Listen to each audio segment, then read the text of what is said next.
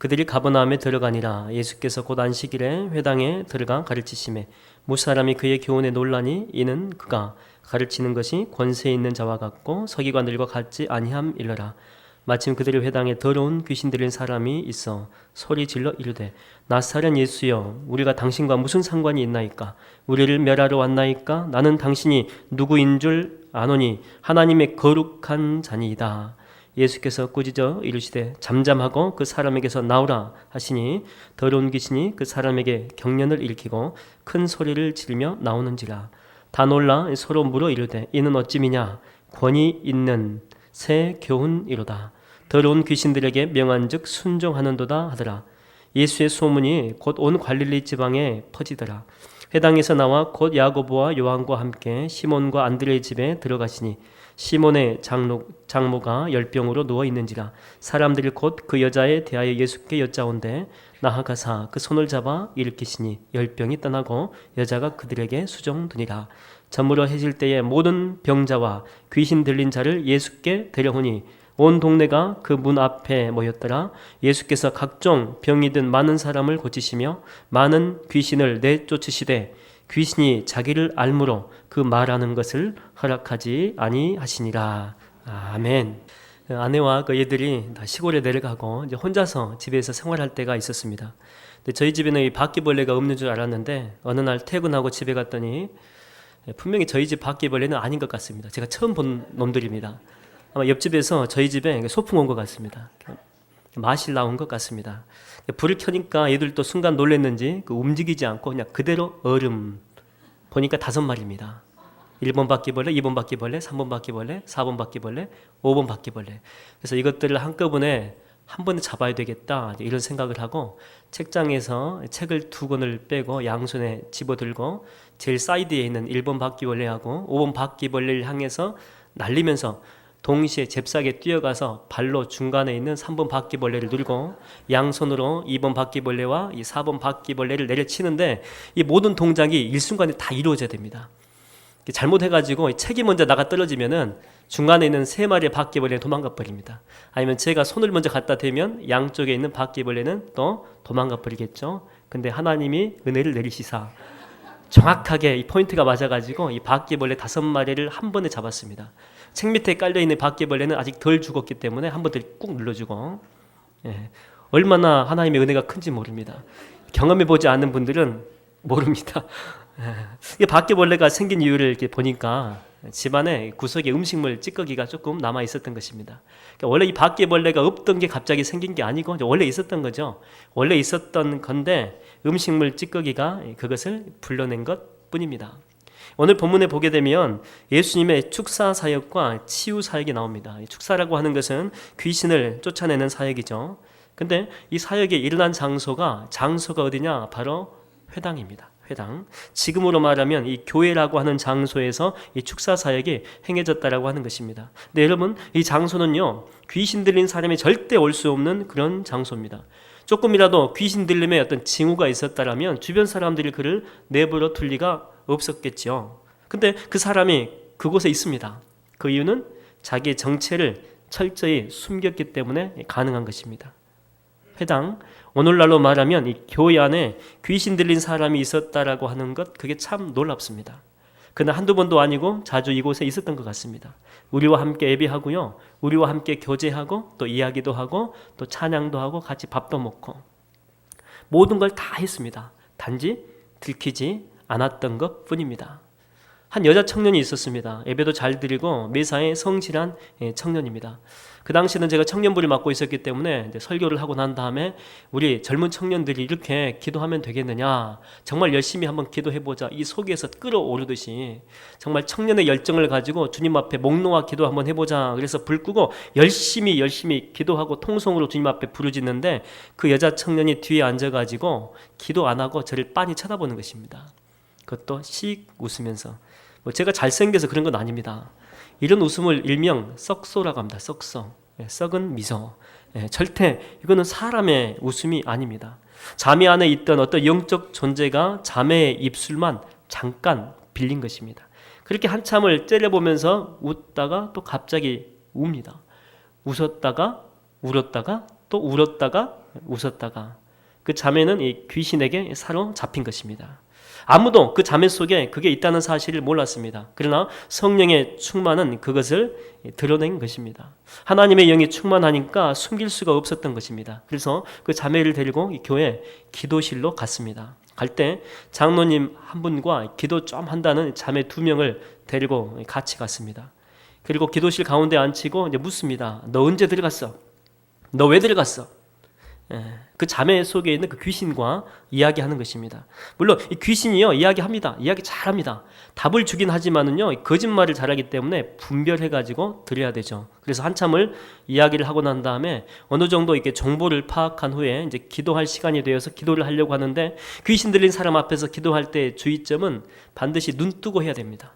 눈 감고 하면 무슨 일이 일어날지 모릅니다. 그래서 눈 뜨고 이제 기도를 하려고 하는데 옆에 자매들이 와가지고 또 열심히 기도하고 있고, 근데 장모님은 들어왔는데 기도실로 들어왔는데 그 문 앞에서 앉아가지고 웅크리고 거기서 기도하고 있는 것입니다. 그래서 장모님 이쪽으로 오세요라고 했더니 안 가요. 이렇게 오세요. 자매들 2명도 와가지고 젊은 자매 2명도 와가지고 열심히 기도하는데 장로님 믿음도 훌륭하시고 정말 기도하면 능력이 나갈 것 같은데 등치도 이렇게 큽니다. 그래서 오세요라고 했더니 죽어도 안 온답니다. 저는 그 장로님이 안 오는 이유를 알고 있습니다. 왜냐하면 제가 그 전에 그랬거든요. 장로님, 귀신은요 믿음 없는 사람한테 간혹 옮겨 붙을 수 있습니다. 조심하십시오. 그래서 혹시나 했는지 죽어도 안 옵니다. 여러분, 귀신은요 내가 쫓아내는 것 아니죠. 내가 쫓아내는 것 아닙니다. 성령의 역사입니다. 그래서 성령께서 역사할 수 있도록 그냥 분위기만 맞춰주면 됩니다. 기도를 해도 내가 악을 쓰면서 기도 안 해도 됩니다. 그냥 말씀 기도해도 됩니다. 마귀가 제일 싫어하는 것이 하나님 말씀입니다. 평소에 외웠던 이 말씀을요 그냥 외워서 그 자매 속에 그냥 들려주는 것입니다. 또 말씀을 암송한 말씀이 없다면은 성경책을 펴들고 그냥 말씀을 계속해서 읽으면 됩니다. 너는 택하신 족속이요 왕 같은 제사장이다. 그 말씀을 읽고 나서 바로 적용하는 것입니다. 자매님은요 하나님의 택한 백성입니다. 하나님의 거룩한 자녀입니다. 지금은 힘들고 고통스럽지 모르지만은 자매님은 결국 승리하게 될 것입니다. 믿음을 가지십시오. 포기하지 마십시오. 그 말씀대로 될지어다. 말씀을 선포하고 또 그 다음엔 또 찬양합니다. 열심히 찬양합니다. 뭐 찬양하라 내 영혼아 이렇게 찬양하고 또 찬양이 끝나고 난 다음에 또 말씀을 읽고 성령께서 임하실 수 있도록 성령께서 일할 수 있도록 그냥 그것만 하는 것입니다. 이렇게 한참을 했더니 마지막 크게 발작을 하더니 귀신이 떠난 것입니다. 여러분, 성령님의 영이 우리 가운데 임하게 되면 우리는 숨길 수 없죠. 모든 것들이 다 드러납니다. 그리고 드러나는 것들은 쫓겨 나가게 됩니다. 오늘 본문에 귀신 들린 자도 마찬가지입니다. 지금까지 잘 숨겼습니다. 사람들 잘 속였죠. 그러나 주님은 속일 수 없었습니다. 예수께서 오시자 자기가 알아가지고 신앙 고백하지 않습니까? 24절 여러분 보십시오. 24절을 보니까 막 귀신이 신앙 고백합니다. 당신은 하나님의 거룩한 분이십니다. 이 귀신도요 자기 정체를 더 이상 숨길 수 없었다라고 하는 것이죠. 여러분, 주께서 오시면은요 우리 안에 악한 세력들이 자기의 정체를 드러낼 수밖에 없습니다. 드러날 뿐만 아니라 멀리 쫓겨나게 됩니다. 마가복음 4장에 보게 되면 예수님과 제자들이 배를 타고 한 번은 갈릴리 호수 건너편으로 건너가실 때가 있었습니다. 그때 그들은 풍랑을 만나게 되죠. 주님은요 주무시고 계십니다. 분위기 파악 되게 못합니다. 제자들은 풍랑 만나가지고 지금 죽을 둥 말 둥 걱정과 근심이 가득 찹니다. 배에 물이 차기 시작합니다. 그래서 배에서 주무시고 계시던 주님을 막 깨웁니다. 흔들어 깨웁니다. 주님, 우리가 곧 죽을 것 같은데 잠이 옵니까? 분위기를 보면요 불평하는 그런 토입니다. 어떻게 우리를 내버려 두고 잠을 잘 수가 있습니까? 그런 토로 이야기를 하죠. 그때 주께서 일어나셔서 폭풍을 꾸짖습니다. 잠잠하라. 그런데 그 꾸짖는 모습은요 무생물을 대하는 그런 모습이 아니죠. 마치 인격체를 꾸짖는 그런 모습으로 그 폭풍을 꾸짖고 있는 것입니다. 여러분, 제자들은요 풍랑이 그냥 자연현상일 뿐이야 그렇게 생각했습니다. 운이 나빠가지고 해필이면 폭풍 치는 갈릴리 호수를 우리가 건너게 되었다라고 하면서 이거 누가 먼저 건너가자고 한 거야 자책하고 있을지 모르겠습니다. 근데 여러분, 주께서 폭풍을 잠잠케 하실 때 그 쓰신 단어를 보게 되면은요 귀신이라고 하는 그 인격체를 꾸짖을 때 쓰는 단어를 써서 그 폭풍을 잠잠케 하고 있습니다. 다시 말하게 되면 그 폭풍의 원인은 무엇입니까? 바로 귀신이었다라고 하는 것입니다. 그 누구도 그거의 원인은 몰랐습니다. 마귀의 장난인지 몰랐습니다. 마귀는요, 폭풍 일으켜놓고 자기 존재를 그 속에 숨긴 것입니다. 아무도 몰랐습니다. 그러나 주님이 오시자 원인이 드러나게 되었고 그 원인을 제공한 그 귀신은요, 쫓겨난 것입니다. 여러분이 겪고 있는 모든 일들이 단순히 그냥 일어났다고 생각하십니까? 우연의 일치일 뿐이야, 그렇게만 생각하십니까? 물론 자연적으로 일어나는 일도 있습니다. 그러나 많은 경우에 그 배후에는요, 영적인 원인들이 숨겨져 있다라고 하는 것입니다. 그 원인들이 제거될 때만이 여러분의 삶의 많은 문제들이 해결될 수가 있다라고 하는 것입니다. 근데 문제는 뭐냐면 이게 우리 눈으로 분별이 안 됩니다. 수많은 문제들이 눈덩이처럼 막 우리에게 다가오는데 이것은 눈이야, 이것은 이런 문제일 뿐이야, 이것밖에 안 보입니다. 그 속에 무엇이 들어있는지, 원인이 무엇인지 우리의 시각으로는 이게 분별이 안 되는 것입니다. 우리의 지혜로는 알 수 없습니다. 그러나 주님의 눈으로는 이게 분별이 됩니다. 주님의 시각으로는 이게 보이는 것입니다. 관통해서 그 속 깊은 곳까지 보이는 것입니다. 그래서 여러분, 우리에게 필요한 것은요, 우리가 더 좋은 시력을 갖는 것 아닙니다. 우리에게 정말 필요한 게 뭡니까? 주님의 마음입니다. 마음. 하나님의 마음이고 하나님의 눈이고 하나님의 시각이고 주님의 지혜가 우리에게 필요한 것입니다. 여러분, 지금 여러분의 삶에 이런 시각이 필요하지 않습니까? 여러분의 인생을 지금 살펴보게 되면 많은 부분에서 복잡하죠. 많이 복잡합니다. 수많은 문제들이 하나만 일어나면 좋은데 그렇지 않습니다. 몰려옵니다. 일이 문제가 올 때요, 한두 개씩 오지 않습니다. 몰려서 옵니다. 쓰나미처럼 옵니다. 그러나 여러분, 그 일들이 복잡한 것 같지만 그 원인은 의외로 간단할 수 있다라고 하는 것입니다. 그래서 우리에게 지금 필요한 것은요, 다른 게 아닙니다. 주님의 지혜가, 하나님의 지혜가, 성령의 지혜가 우리에게 필요한 것입니다. 주님 오시옵소서, 성령님 오시옵소서. 여러분, 분주하게 뛰어봤자 그 문제 해결 못합니다. 그 문제의 원인을 모르기 때문에 열심히는 합니다. 그러나 한두 개는 해결하지만 그 근본 뿌리는 제거하지 못합니다. 그래서 우리에게 필요한 것은요, 우리의 열심보다는 성령 하나님의 임재입니다. 임재. 하나님의 역사하심입니다. 주님 오시옵소서. 내가 두 팔을 번쩍 들겠습니다. 하나님 없으면 안 됩니다. 주님의 지혜가 필요하고 하나님의 지혜가 필요합니다. 하나님의 분별력이 필요합니다. 근데 여러분, 그 원인을 알았다고 해가지고 그래, 원인은 마귀더라, 원인은 귀신이더라, 우리가 해결할 수 있습니까? 우리가 쫓아냅니까? 우리가 해결 절대 못합니다. 우리 힘으로 절대 불가능합니다. 그래서 필요한 게 뭐냐? 첫 번째는 분별력 필요하다 그랬죠? 첫 번째는 분별력이고, 그러나 분별력을 가지고 원인을 우리가 알았다고 해도 우리 힘으로 안 되기 때문에 그 다음에 필요한 게 뭐냐? 성령님의 역사하심입니다. 역사하심. 임재하시고 임재하신 성령님이 우리 안에서 역사하시는 것입니다. 성령의 능력이 우리 가운데 필요하다라고 하는 것입니다. 여러분, 지금 여러분을 사로잡고 있는 것은 무엇입니까? 혹시 악한 마귀가 여러분을 사로잡고 있는 것은 아닙니까? 아니면 악한 영이 이 풍랑과 같이 외적으로 힘든 고난을 여러분에게 주고 있지는 않습니까? 여러분, 변화산 아래에서 제자들이 귀신 들린 아이를 치유 못했던 것 아시죠? 귀신 쫓아내지 못했습니다. 그들이 치유하지 못했던 그 이유는 무엇입니까? 예수께서 이렇게 이야기를 하죠. 이런 종류는 무엇으로만 쫓아낼 수 있다? 기도. 이런 종류는, 이런 마귀는, 이런 일들은, 이런 사탄은 귀신으로, 이런 귀신들은 기도로만, 오직 기도로만 쫓아낼 수 있다라고 하는 것입니다. 여러분이 사로잡힘에서 이 자유함으로 나아가기를 원하십니까? 그렇다면 당장 이 자리에서 기도하십시오. 그냥 기도하십시오. 주님께 맡기고 다 기도하시면 됩니다. 주님, 요즘에 제가 우울증에 걸린 것 같습니다. 자꾸만 죽고 싶다는 그런 생각이 간혹 밀려오기 시작합니다. 사람들 피하고 싶습니다. 아니면 어떤 존재가 정말 미워가지고 밤마다 그를 죽이는 상상을 합니다. 아니, 지금도 하고 있습니다. 미워하는 마음이 이 속에 가득합니다. 여기까지 넘쳐 흐릅니다. 밥을 먹어도 소화도 안 됩니다. 저녁에 잠을 자도 잠도 오지 않습니다. 꿈을 꾸더라도 악몽 꿉니다. 악몽. 잠자는 것이 두렵습니다. 여러분도 모르게 뭔가에 지금 사로잡혀 있는 것입니다. 아니면 여러분의 삶에 풍랑이 있는 분이 있죠. 주님, 왜 내 삶에는 이런 풍랑이 있는지 모르겠습니다. 내 삶 전체가 지금 배가 흔들리듯이 흔들리고 있습니다. 풍랑 때문에 배에 물이 가득 찼듯이 주님, 내 인생에도 지금 고난의 물이 턱 밑까지 지금 차 있습니다. 곧 있으면 죽을 것 같습니다. 너무 괴롭습니다. 여러분, 기도하십시오. 기도. 나중에 모아가지고 할게요. 내일 새벽에 할게요. 아니면 기도원 가가지고 한꺼번에 몰아가지고 2박 3일 동안 할게요. 아닙니다. 지금 성령께서 여러분에게 말씀을 주실 때 그 말씀을 붙들고 여기서 예배하면서 기도하면서 예배하는 것입니다. 한 가지 말씀을 붙들고요, 설교 말씀이 선포되더라도 하나님이 나에게 주신 말씀, 설교 요약하라고 이 자리에 나와 있는 것 아니죠. 하나님 말씀, 내게 주신 말씀 그거 하나 붙잡으려고 이 자리에 나온 것입니다. 기도하려고 나온 것입니다. 그 말씀 붙들고 찬양대가 찬양할 때도 그 말씀을 가지고 기도하는 것입니다. 끝까지 축도할 때까지 그 말씀을 가지고 기도하는 것입니다. 하나님 오십시오. 성령님 오십시오. 내 안에 임하여 주시옵소서.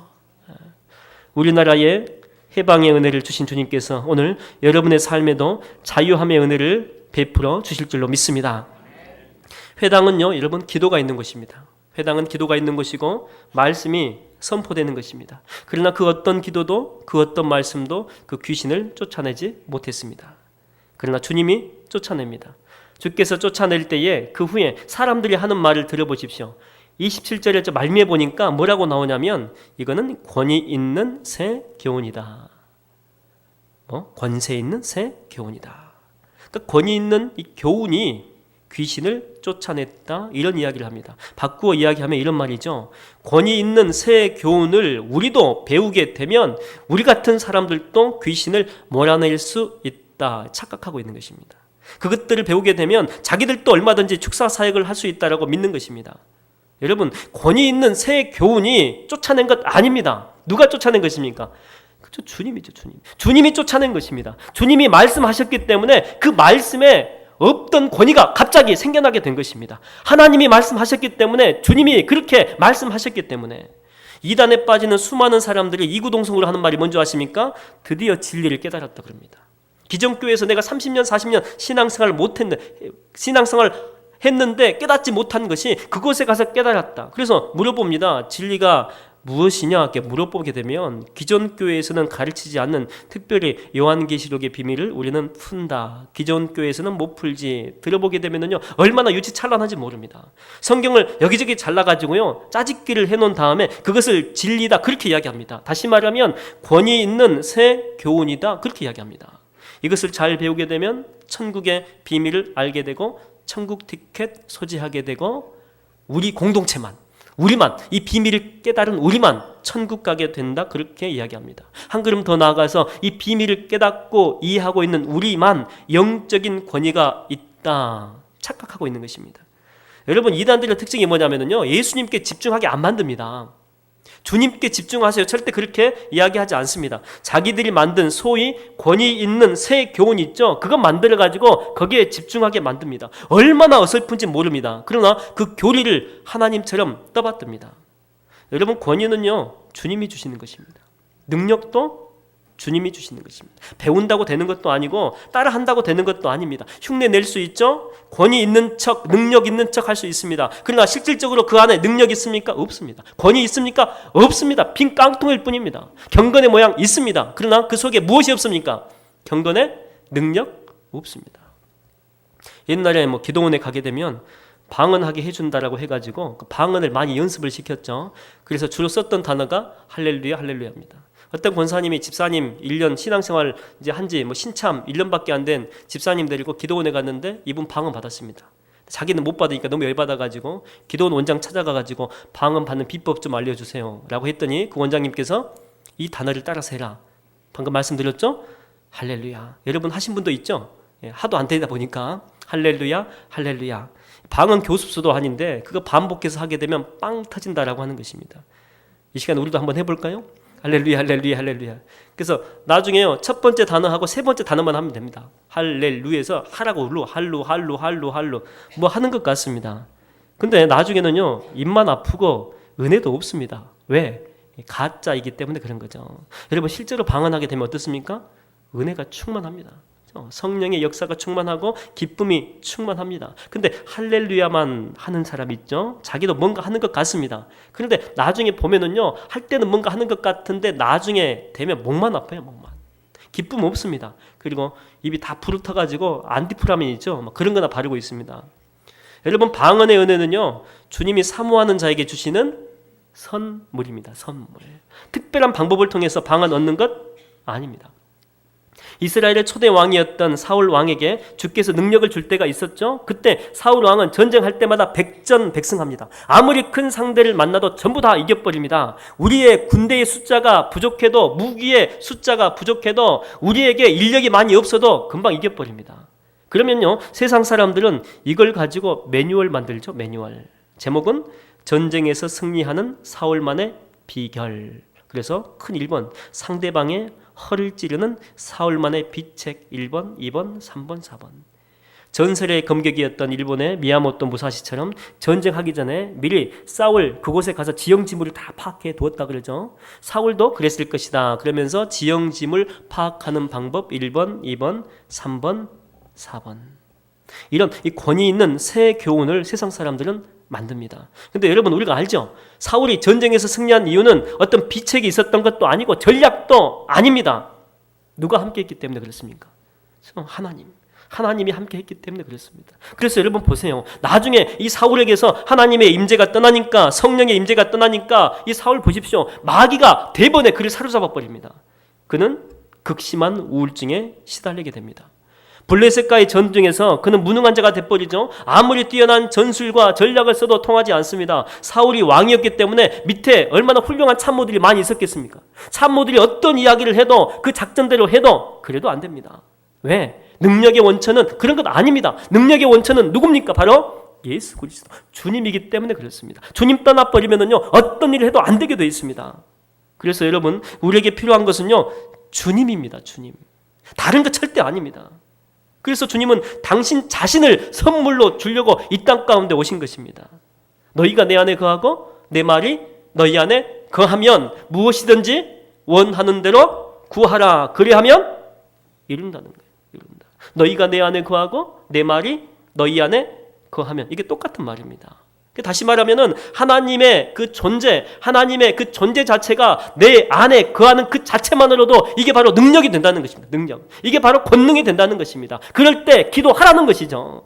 하나님의 능력을 가지고 기도해라. 그리하면 네가 무엇을 원하든지 간에 그대로 내가 이루어 주겠다. 여러분, 모든 능력의 원천은 주님이십니다. 아직도 여러분의 삶의 문제를 권위 있는 새 교훈과 같은 인간적인 방법에서 찾으려고 하십니까? 절대 그 해결 못합니다. 주님 붙들려야 됩니다. 십자가를 붙들려야 됩니다. 힘들어도 그거 붙들려야 됩니다. 세상 사람들이 볼 때 바보 같은 방법이라고 할지 모르지만 그래도 말씀 붙들려야 여러분 삽니다. 저는 여러분 안에 주님으로만 충만하게 되기를 주의 이름으로 축원드립니다. 두 번째는 이제 치유 사역인데, 베드로 장모의 그 열병 치유를 시작으로 주님은 본격적인 치유 사역을 하십니다. 아마 주님이 의도적으로 베드로의 집으로 간 것 같은 생각이 듭니다. 당시 베드로는 이 장모와 처자를 데리고 살고 있었고, 장인 이야기가 없는 걸로 봐서 아마 일찍 돌아가신 것 같습니다. 그래서 베드로 혼자 생계를 꾸려나가는 그런 역할을 감당했던 것 같습니다. 근데 어느 날 들리는 소식통에 의하면 이 사위가 나사렛 이 깡촌에서 온 어떤 청년을 만나가지고 미쳐서 돌아다닌다는 그런 소식이 들렸던 것입니다. 설마 했는데 확인을 해보니까 정말로 온종일 하루 종일 그 사람과 함께 있다는 믿을 만한 정보를 입수한 것입니다. 그리고 보다 확실한 증거는 오랜만에 그 잡은 물고기 아시죠, 여러분? 엄청 많은 물고기 잡지 않습니까? 근데 그 많은 물고기를 배에 버려두고 그 사람을 따라갔다라고 하는 것입니다. 다 포기하고. 여러분, 이 베드로는요, 생업이 물고기 잡는 것입니다. 물고기 잡는 거 그 팔아가지고 생계를 이어나가야 되는데 그것을 내팽개친 것입니다. 베드로 장모의 마음속에는 그때 이런 마음이 있었겠죠. 이제 우리는 어떻게 먹고 사나. 내가 믿었는데 우리 배서방이 어떻게 저렇게 될 수가 있지. 우리 배서방. 여기도 배서방이 한 분 계시는데, 장모님 모시고 있는. 저것이 우리를 배신하네. 우리를 버리네. 사위도 미웠지만은요, 누가 더 미웠겠습니까? 누가? 그래도 사위는 감싸질 수가 있죠. 사위를 꼬드긴 예수란 존재가 훨씬 더 미웠겠죠. 아무래도 이렇게 복잡 미묘한 이런 마음이 장모의 그 마음 속에 가득했을 것입니다. 그리고 그는 열병에 걸립니다. 그때 주님은요, 병에 걸려 신음하는 이 여인에게 다가오십니다. 그리고 전지 그 전능하신 그 손으로 그녀의 손을 잡습니다. 그 손은요, 그냥 사람 손 아닙니다. 이 세상에서 가장 인자한 손이고 가장 따뜻한 손입니다. 가장 온유한 손이고 또한 능력의 손입니다. 그 손으로 그녀를 잡아 일으킨 것입니다. 아마 눈을 바라보면서 지금까지는 의심의 눈으로 예수를 바라봤겠지만 예수께서 아마 그 여자의 그 눈 깊은 곳까지 들어갔을 것입니다. 서로 이렇게 눈을 마주치면서 잡아서 그 여자를 일으켰던 것입니다. 이때 아마도 그녀는 육신의 병도 병이지만 마음의 병이 치유되지 않았나 그런 생각이 듭니다. 지금까지 마음속에 품었던 모든 의심이 다 사라졌을 것입니다. 우리 사이가 잘못된 사람 만나가지고 돌아다니는 것 아니구나. 정말 이분은 메시아구나. 이분은 하나님이구나. 그래서 그녀도 낳자마자 보십시오. 주님을 바로 섬깁니다. 섬기는 그런 모습을 우리가 볼 수 있죠. 여러분, 사람은요, 그리스도를 만나기 전에는 물질과 또 명예, 또 먹는 것, 입는 것, 이런 세상의 가치관이 항상 우선순위입니다. 이런 것들이 앞서 있습니다. 그러나 그리스도를 경험하게 되면 이 모든 것들이 다 바뀌어버립니다. 우리가 섬길 대상은 물질도 아니고 명예도 아니고 주님이다. 주님이다. 정말 주님 한 분밖에 없다. 정말 주님을 경험한 사람은요, 주님밖에 안 보입니다. 우리가 아둥바둥 살아가는 이유는요, 아직 주님을 경험해 보지 못했기 때문에 그런 것입니다. 아니면 잠깐 스쳐 경험해 봤기 때문에 그런 것입니다. 아니면 다른 사람이 경험했던 간증만 들었기 때문에 그렇습니다. 정말로 주님 만나게 되면 주님이 크신 분이라고 하는 사실이요, 온몸으로 이게 경험이 됩니다. 그래서 바울이 다메섹에서 그리스도를 만나고 난 후에 자기의 모든 것 다 내려놓죠. 바울은요, 가지고 있는 거 상당히 많은 사람입니다. 근데 그 모든 것들을 내려놓는데 갈등하지 않습니다. 그냥 쉽게 내려놓습니다. 이것을 내려놔 마라 고민하지 않습니다. 왜? 진짜 그리스도를 만났기 때문에. 자기가 지금까지 크다라고 했던 것들이 이런 게 있습니다. 나름대로 명예가 있고 권력이 있습니다. 자기가 크다라고 했던 것들이 이게 있었는데 정말로 크신 우리 하나님, 우리 예수님, 우리 성령님을 만나고 나니까 자기가 경험했던 것들이, 지금까지 봤던 것들이 아무것도 아니라고 하는 것입니다. 베드로가 물고기를 쉽게 내려놓을 수 있었던 것도 마찬가지죠.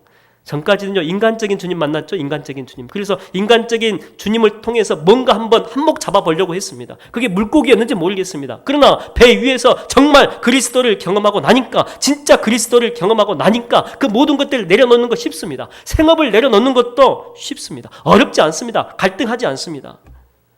베드로의 장모가 열병이 치유되고 나서 보십시오. 질문하지 않죠. 아무런 말이 없습니다. 그냥 섬깁니다. 자연스럽게 섬깁니다. 물론 그 마음속에 의심의 마음이 그 전에는 있었을지 모르겠지만은요, 예수 그리스도의 영이 그 속에 침투한 것입니다. 성령의 영이 그 자매의, 그 장모의 마음속에 가득 찬 것입니다. 말이 필요가 없습니다. 진정으로 살아계신 주님을 만났기 때문에 가능한 것입니다. 여러분, 지금도 수많은 사람들이 열병에 걸려 있습니다.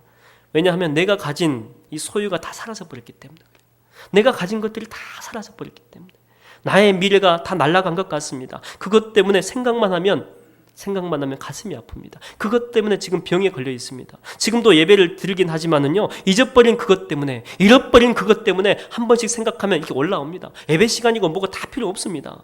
집중 못합니다.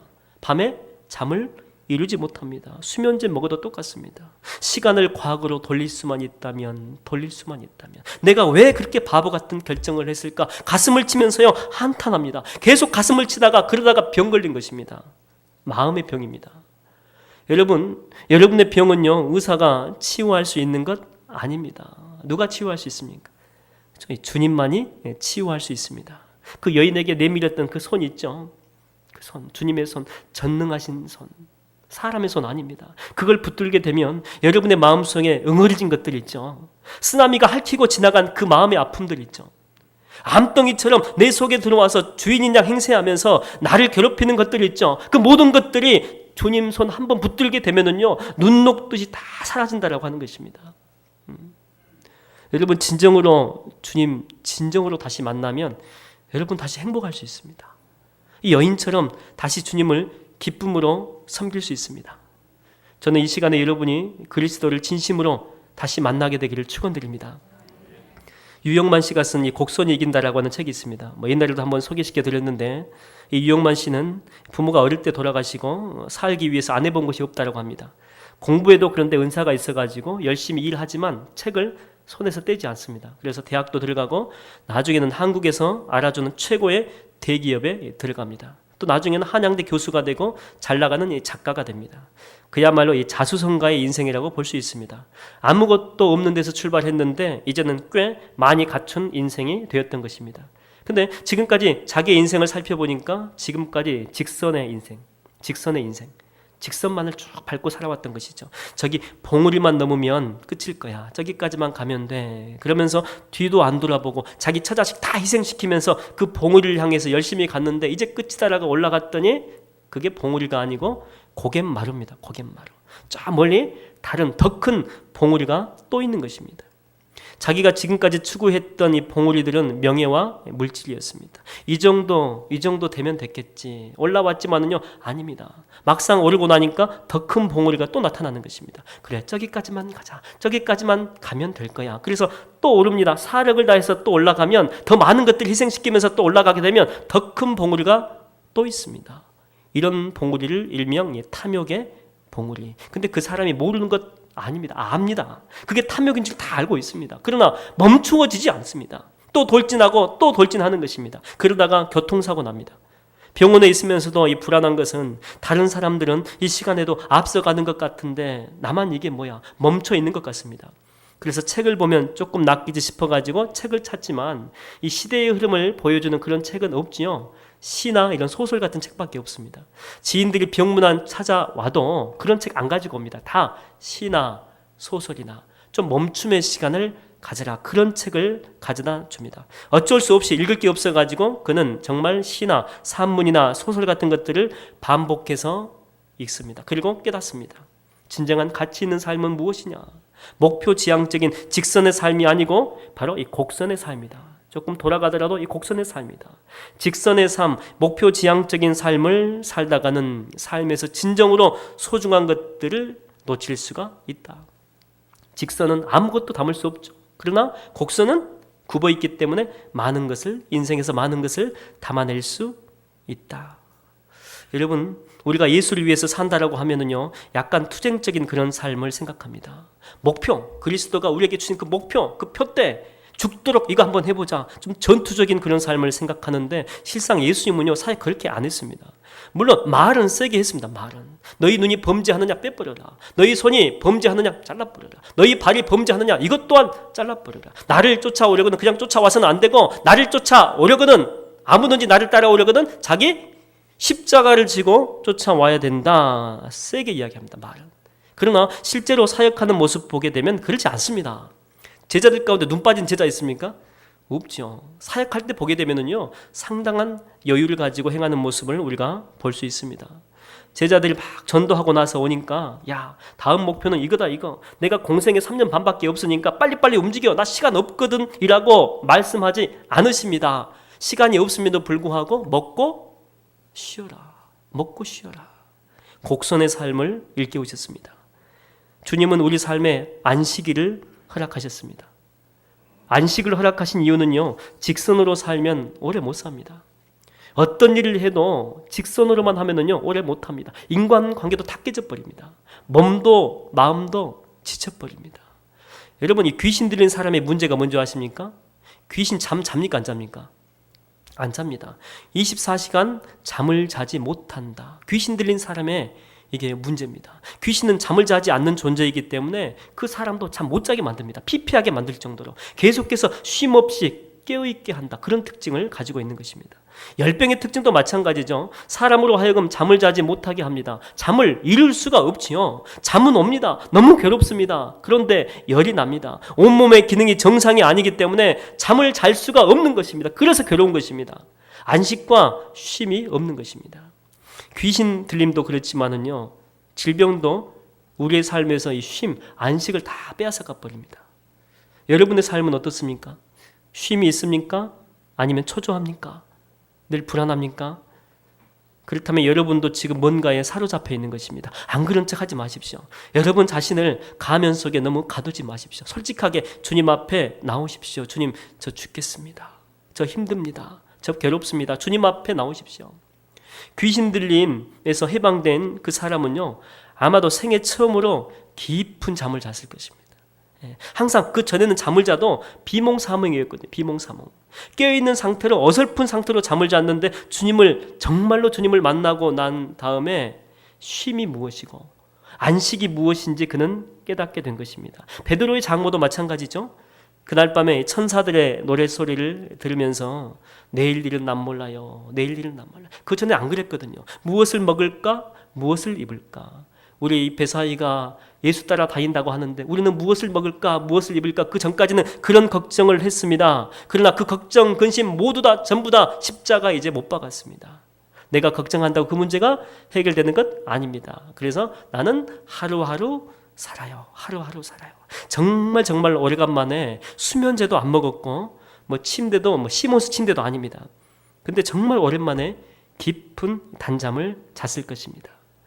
주께서 사랑하는 자에게는 잠을 주시는도다. 주님은 우리에게 안식의 은혜를 베풀기 위해서 오셨습니다. 여러분, 하나님의 치유하심이 필요합니까?